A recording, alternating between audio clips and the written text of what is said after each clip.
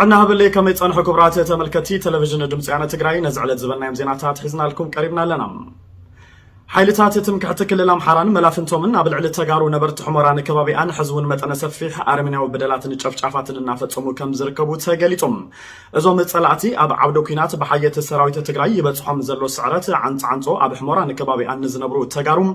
ኣብ መኻዝናት ሰሊጥን ምሸላን ይርሽንዎምን ይኣስርዎምን ካብዚ ኣሰጊሮም ድማ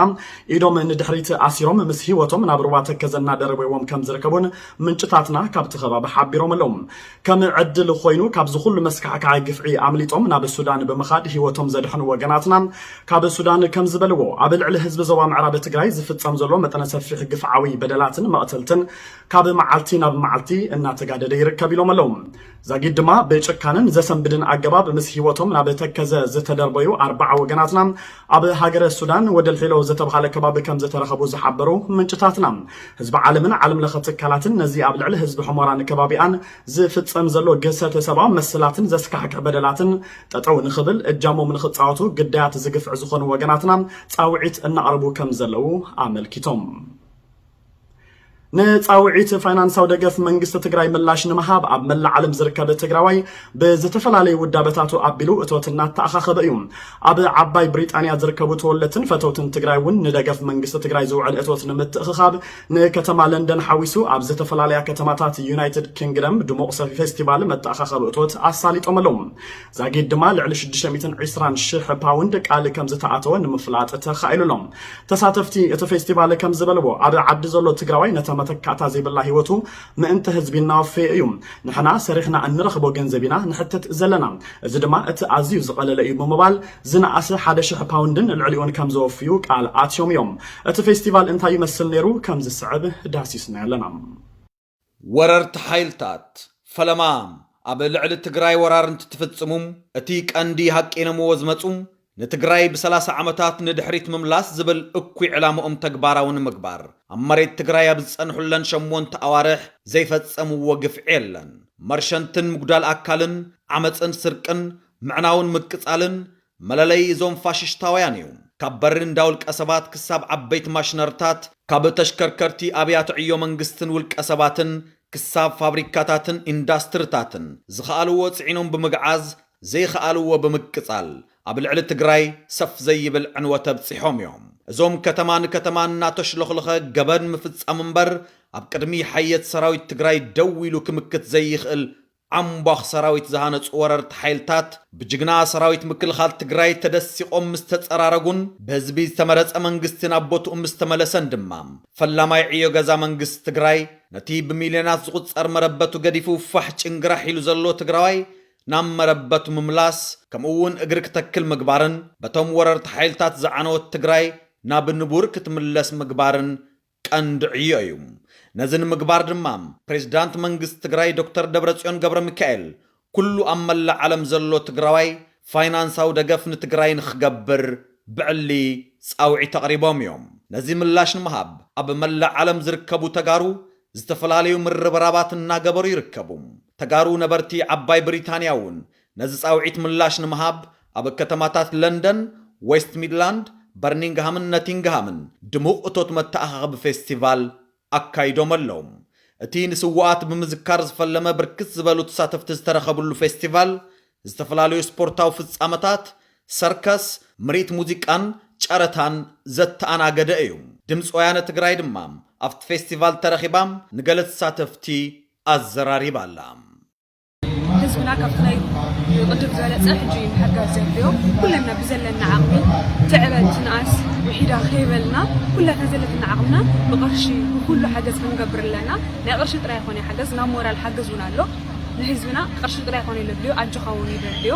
እና ብዝመልክዕ ኩለና ንተሓጋገዝ ክንስሕል የብልናይ ምክንያቱ ገና እዩ ትግራይ ለንምስራሕ ኢና ክንልዓል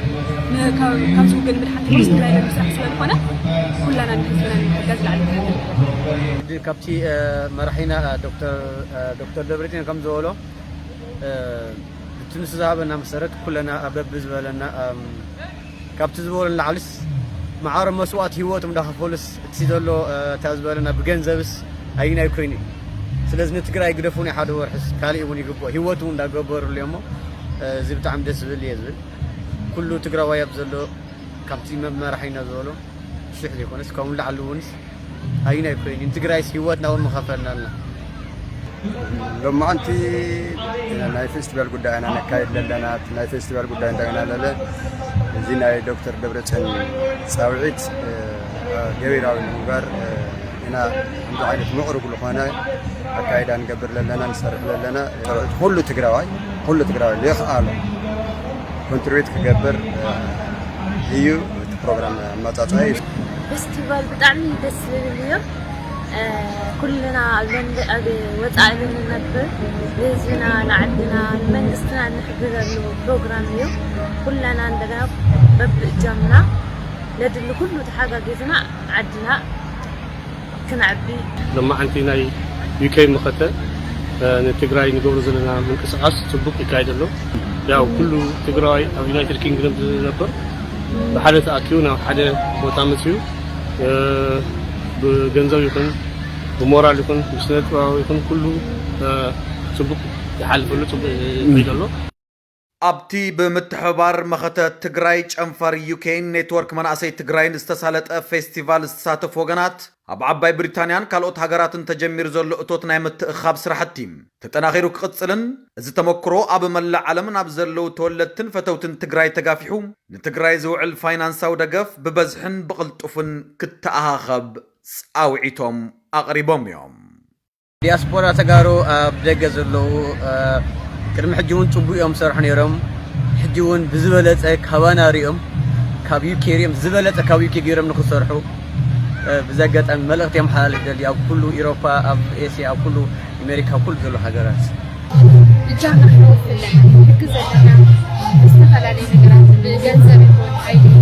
ሞራል ይኹን ዝተፈላለዩ ነገራት መንግስትና ንህዝብናን ክሕግዝ ከም ዘለና እየ ዝገልጽና ከም ወዳታስ ማንም ትግራይ ኣብታ እቶቱ ካብታ ደሞዝ ናይ ወርሒ ደሞዙ ማክሲመም 1000 ፓውንድ ልክፈል እዩ ኣሰራርሓና ዘርጋሕናዮ እሱ እውን ብጣዕሚ ጽፉፍ ዝኾነ ይካየድ ኣሎ እዚ ማለት እኹል ማለት ኣይኮነ ምክንያቱም መጽለሉ ግዜ ሲ ሓያል ቃልሲ ይጥይቐና እዚ ቃልሲ እዚ መሊኡ ጸላኢ ሽካብ ለቕበር ፈጺሙ ትግራዋይ ኣብ ለሎ ያሃሊ ዲያስፖራ ተጠልቁ ይለ ተቃልሲ ኣጠናኺሩ ክኸደ ኣለዎ ልብል እምነት ይለና ቃልሲ ኣብ ዓዲ ትግራይ ተብለግኹም ዘለውን እዚ ቃልሲ ኣብ ደግኹም ቃልሲ ከለኹ ብኩሉ መደብ ብቅርሺ ቴክኖሎጂ ብኩሉ ነገር ስለዝኾነ ከዓኒ ኣብዚ ዘለና ኩለና ብዓቕምና ኣብ ውሽጢ ዘለዉ እቶም ዝቃለሱ ዘለዉ ንሕና ኢና ንዕኦም ሓገዝ ንገብረሎም መጻኢ ትግራይ ኣባናያት ምድረኽ ዘለና ምኽንያት ንሕና ኢና ኣብዚ ደስ ንምሃር ደስ ንሰርሕ ዘለና ስለዚ ንሕና ኢና ተስፊኦም ኩላና ብስራሕን ብቅርሽን ኩሉ ኣጅኹም ብምባል ንሓግዝ ትግራይ ሳዕ ትግራይ ናብቲ ነውረቱ ንዝለዓለ ደረጃ ክሳዕ ትበፅሕ ብዘለና ዓቕሚ ካብቲ ንረኽቦ ገንዘብ ክንህብ ኢና ምክንያቱ ኣብ ዓዲ ዘለዉ ሂወት ንብሉ ከዘይ ትካእ ሂወት እንዳሃውስ ንሕና ሰሪሕና ነጥሮ ገንዘብ ሶምኩ ካልኣይ ይምለሱ ይሓልፈሎ ምእንተ ዓዲ ምእንተ ህዝቢ ትግራይ ተኸቢራ ክትነብር ንሕና እውን ኣብ ደገ ነብር ዲያስፖራ ብዝዓቕምና ብዝኸኣልናዮ ንህዝብና ንዓድና ዘይኮነ እና ገንዘብ ኮነ ከተዘለ ገንዘብ ኮነ ሰርሐ ነጥሮ ይኩን ናይ ሰሙን ይኩን ናይ ወርሒ ይኩን ደሞዛ ክንህብና ንህብውን ለና ኣዶ መንበር መኸተት ትግራይ ጨንፈር ዩኬም ወይዘሮ ኤደን ኣሰፋ ብወገናም ነቲ ፌስቲቫል መልኪታ ዝስዕብ ርእቶም ሂባትና ኣላ ካብቲ ዝገመትናዮ ንላዕሊ ብጣዕሚ ዘሕጉስ ንትግራዋይ ከም ትሪኦ ዘለኻ ብጣዕሚ ክርቅና እዩ እቲ ኦልሬዲ ዋፂእ ዘሎ ተኽኢሉ ሞሩ ክሳዕ ዝኽእሉ ዋፅእ ምክንያቱም ናይ ወርሒ ደሞዝ እውን ተባሂሉ ነይሩ ክቡር መራሒና ዝበሎ ካብኡ ንላዕሊ እውን ንሕኪኢልና ዓቕምና ዝከኣሉ ክንገብር ኣይ እንድሕር ዘይክእሉ ከዓ ንካልኦት ዘይሰምዑ ሰባት ወይ ዘይኣዋፅኡ ሰባት እናደወለ ስኩን ኮንታክት እናገበረ ከፍልጥ ኣለዎ ምክንያቱም ኣብ ዓድና መናእሰይና ኣቦታትና ኣዶታትና ሂወቶም ይምስኡ ዘሎ ርኢናዮ ኢና ትማሊ ምሳና ዝነበሩ ሎሚ የለውን እዮም ዘለዉ ስለዚ ንሕና ንሕተቶ ዘለና ሰልዩ ዳስኢት ሰልዩ እዚ ከዓ ፅባሕ ንግሆ ዘየጣዕ ስራሕ ክንሰርሕ ኣለና ፅባሕ ንግሆ ብሰንክና ህዝብና ክጠሚ ብሰንክና ህዝብና ኣብ ሕማቕ ኩነታት ክንሪኦ የብልናን እዩ ዝብል እሞ ኣይ ቲንክ ኩላህና ብዓቕምና ንዘይፈለጡ ክንፍልጥ ንዝተፈዓለና ክሳዕ ማክሲመም ክነውፍ ኣለና ብሙያኹም ተወፍዩ ኣለኹም ተፈላለየ ስራሕቲ ይስራሓሉ ንምንታይ ንዓድና ንህዝብና ኣብ መላእ ዓለም ዘሎ ዳያስፖራ ትግራዋይ ሓየት ሰራዊት ትግራይ መብዛሕትኡ ከባቢታት ትግራይ ሓራውፂኡ ንቅድሚት እናገስገሰ የመዝግቦም ዘሎ ዓወታት ክሕበንን ክኸርዕን ይግባእ ይኹን እምበር ሕዚ እውን ናብ ኢድ ጸላኢ ኣብ ዘለው ከባቢታት ትግራይ ዝርከብ ህዝብና ኣብ ኣዝዩ ዝኸፍአ ኩነታት እዩ ዝርከብ ጸላእትና ጫፍ ጸግዒ ጭካንኦም እናርአዩና ህዝብና ኩርምኩሪት ንድሕሪት ኣሲሮም ናብ ሩዋ ተከዘ እናደርበይዎ እናረኣና ንሕና ፈጺምና ደቂስና ክንሓድርን ቃልስና ክነዘሓሕልን ኣይግባእን ከምታ ኣብ መፈለምታት ኩናት ዝነበረት ወነን ሕራንን እኳ ደኣስ ብዛየደ መልክዑ ክንቕጽል ይግባእ ብምባል እውን እቶም ተሳተፍቲ እቲ ፌስቲቫል መልእኽቶም ኣመሓላሊፎም ኣለዉ እቲ ዘሎ ቅድሚ 9 ወርሒ ዝሓለፍናዮ ፀቢብን ጸልማት ነይሩ እቲ ዝሓለፈ ክንርሱዕ ይብና በቲ ዘሎ ዝመጽእ ሕጂ هو عوت الله يطبو تعوت دارنا وين بتحدقت على ما نصحت يقولنا حزبنا يساق يزولو احنا كندكم نربرب يقولنا ما عاره هوتهم دهفولو فاول شنترو غوبو دخينا زيولس وين احنا وكتم او صبح عدو في الناس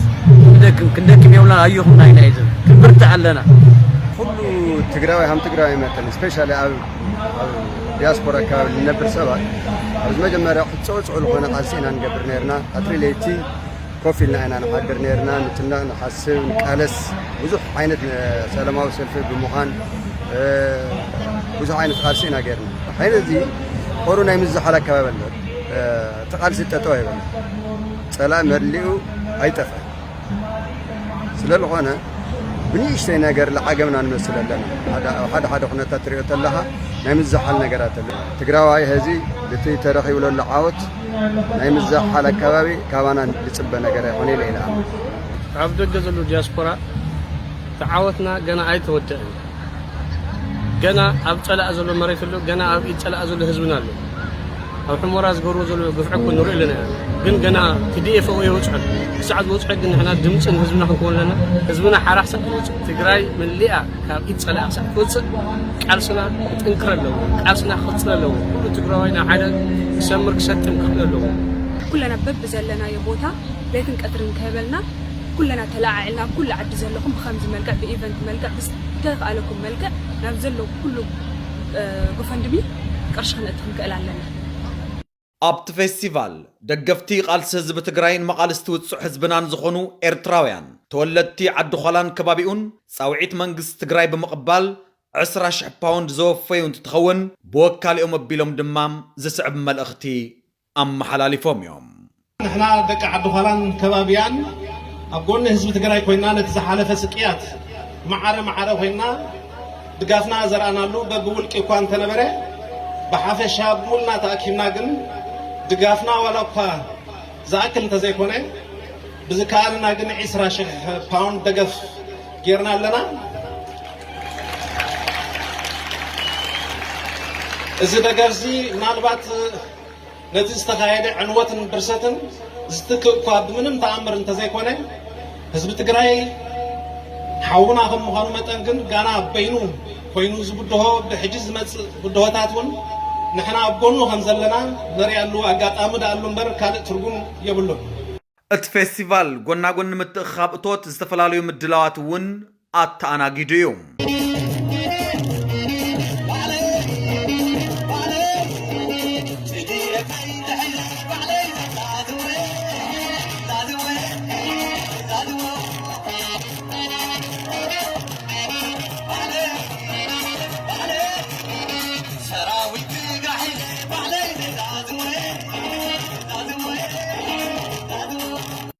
ሃለዋትናን ድሕንነትናን ብቕልጽምና ትግራይ ትስዕር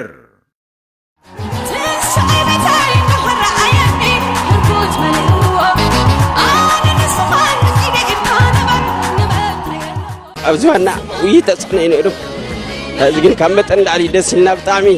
ፀሓይ በሪቑና ክንብል ንኽእልና ሓንቲ እንኳ ህይወቶም ንሳኸ ከፍሉ ንበረኻ ኸይዶም እሞ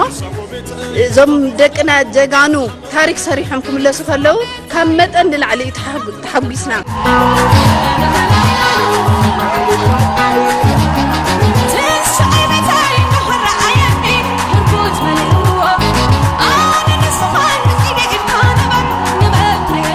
ፈርስት ናይት ማሊ ነይሩ ቱ تودينا عوتي ليو عب تجراينا كلتا سلسة جزء سعرنا يوم غطانهم كسعره منا كل جزء خات تجراينا ناتخل عيخنا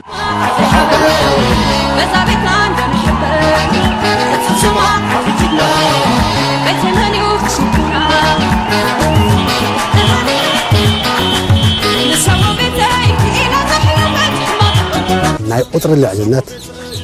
ناي توصل عنا النورة طلعي إيه كندم سلسلات لبسنا شو يكون هذه متصرع توابي سعره بجقنة البليز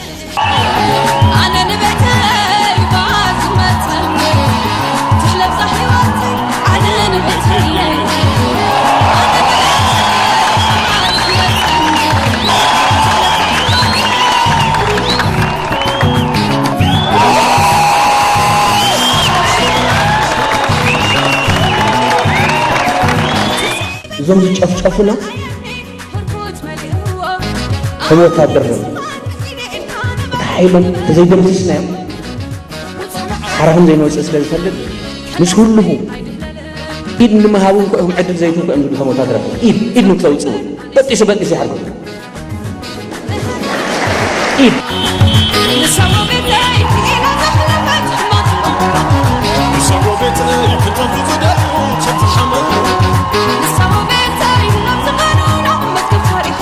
الساعتهم نايبهم يقولوا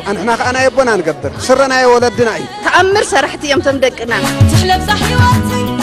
صبت تقرأي خطاني زدل تقرأي سعيرة تقرأي تعوت تسعروا ونفكع متقرشة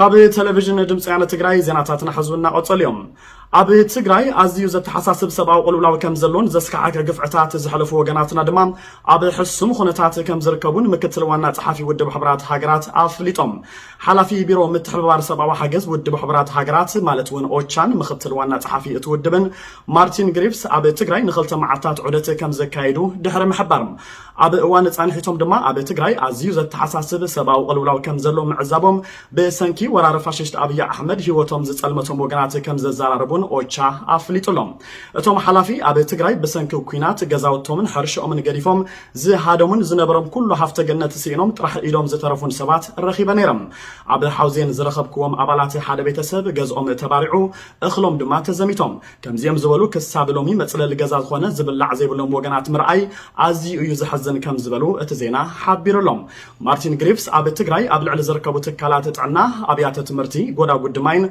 كالوت تكالات لمعاتن بتموررتي زورد عنوت كم زتعذبو مسغلصوم كمتي اب حوزين زرأخو زبزحو تكالات طعنا غلغالوت ايهبون زلوم هوسبيتال حوزين بزيكا مندقو حافتو كله سلستوررم زنبرو ناوتن مدحانيتن كتكا الله بموال كم زحبرو ات مغلص بريس املكتلوم